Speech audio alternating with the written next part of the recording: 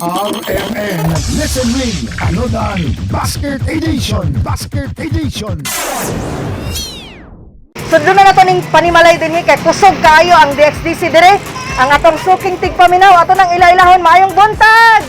Dayon, Ayan. Hi te, maayong buntag. Gawas na te, gawas na kay para maklaro ang imong beauty na oh. Sa kahayag sa bata. Te, si pangalan? Ella de la Cruz.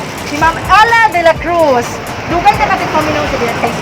Okay na kayo, ay hindi kan pakusaga, may pakusaga mo na sa pumamaw ko sa una. Te, syempre kabalo man siguro ka sa among tuyo din hey, nami dala nga usa ka basket nga grasya karon te di ara.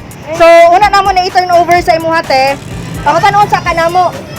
Kinsa ang anchor sa Straight to the Point afternoon edition.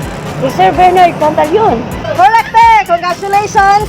Kay sakto kay mong tubag. Mudawat ka sa ato ang basket nga puno sa mga ingredients paalang sa imong pamahaw karon. Atong isa-isahon tebe. Unsa kaya ang sulod sa ato ang basket? Una, Oil. oil, cooking oil.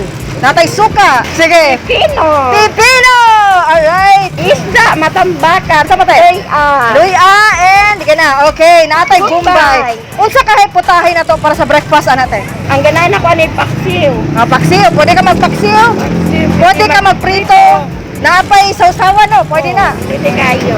Okay. Congratulations, Ma'am Ella. Siya ato ang winner sa ato ang RMN Listen Win. Panutan Basket Edition karong buntaga.